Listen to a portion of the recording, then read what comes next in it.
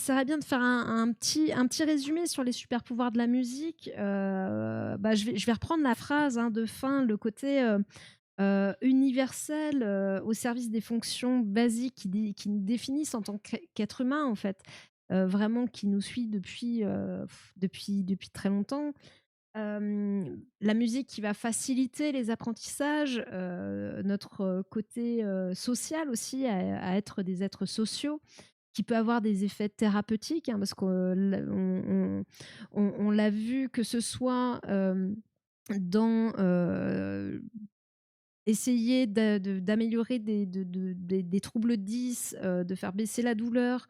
Enfin, il y a vraiment quelque chose, de positif, que ce soit pour continuer des apprentissages malgré une maladie, neurodégénérative type Alzheimer.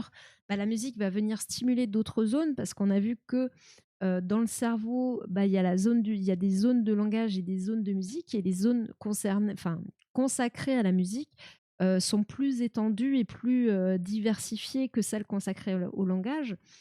Et encore une fois, hein, le cerveau, les zones sont pas hyper bien délimitées. Il y a des interconnexions entre toutes ces zones, donc plus vous stimulez, de zones, plus vous avez de chances, voilà, d'améliorer, la mémoire, l'apprentissage, et cetera, qu'il soit cognitif ou autre.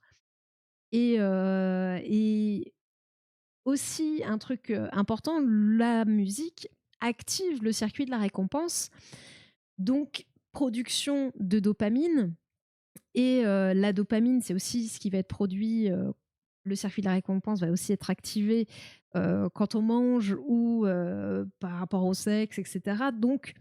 Quand on fait du sport, enfin bref, il y a cette récompense-là. Et on pourrait dire qu'il est un peu, et c'est pour ça que d'ailleurs dans certains sports, la musique est proscrite en compétition, parce que, bah, la dopamine, a un effet, plus ou moins dopant, on va dire, une baisse de la fatigue, ça régule la concentration avec l'hormone du stress, ça baisse les tensions musculaires et ça augmente l'oxygénation après l'effort, donc une meilleure récupération. Donc on peut considérer ça comme un dopant. Alors moi, je pense aussi qu'il y a le côté, notre cerveau, il aime le rythme, et les musiques ont un BPM, un battement par minute, spécifique, et qui satisfait notre cerveau, et aussi qui permet, bah, par exemple, si vous êtes sur une course d'endurance, on dit souvent il faut trouver son rythme, et là, je sais pas, de pédaler ou de courir en rythme, bah, ça va vous aider aussi à vous caler. Donc, on pourrait considérer aussi cet aspect-là comme de la triche, hein, plus ou moins. Après, il y a aussi le côté, musique, la musique, on peut la relier aussi, au corps, à l'activité corporelle, parce que ça donne, potentiellement envie de bouger, envie de s'activer, au-delà du côté, émotionnel aussi que ça procure. Il y a même quelqu'un qui a, créé une application, qui permet de bouger, et de créer de la musique en bougeant. Et apparemment ça vraiment ça motive les gens. Bah, oui, en même temps, vous avez un résultat concret à ce que vous êtes en train de faire, alors que parfois soulever des poids, de la fonte pour soulever de la fonte, c'est moins fun. Mais là, vous bougez et il se passe quelque chose pour de vrai. Donc, circuit de la récompense, encore une fois activé, ça motive à continuer. Et quand vous écoutez de la musique aussi, souvent, ça vous pousse un petit peu dans l'effort. Donc, la musique a vraiment un impact, global. Si vous mêlez ça en plus avec, on va dire, le canaux visuel, auditif, kinesthésique à travers le corps, et cetera, quand il s'agit des apprentissages, vous explosez tous les scores.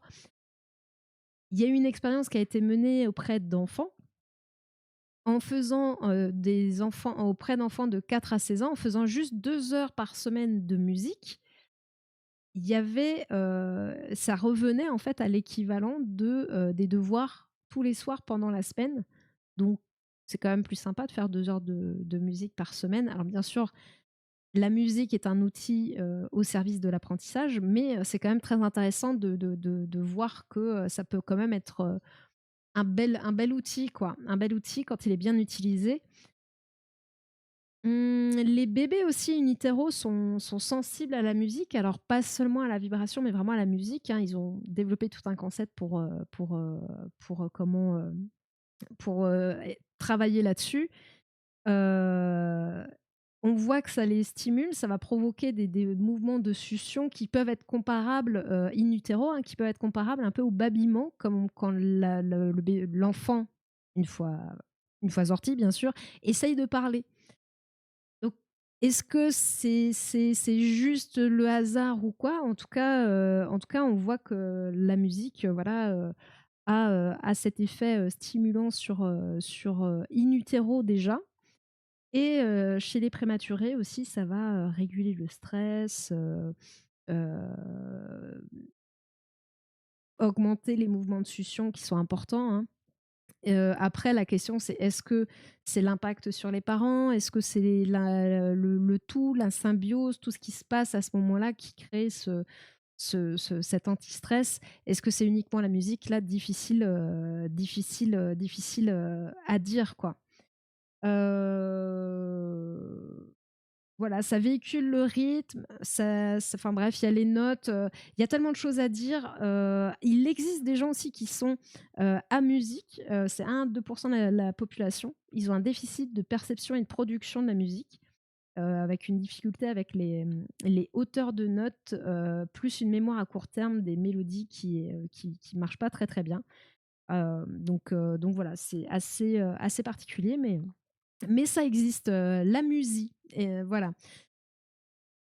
C'est en bref, un résumé non exhaustif. Ah, si, il y a aussi un petit quelque chose. Apparemment, selon les études, la musique groovy en date, ça marche bien. Voilà. Vous en faites ce que vous voulez.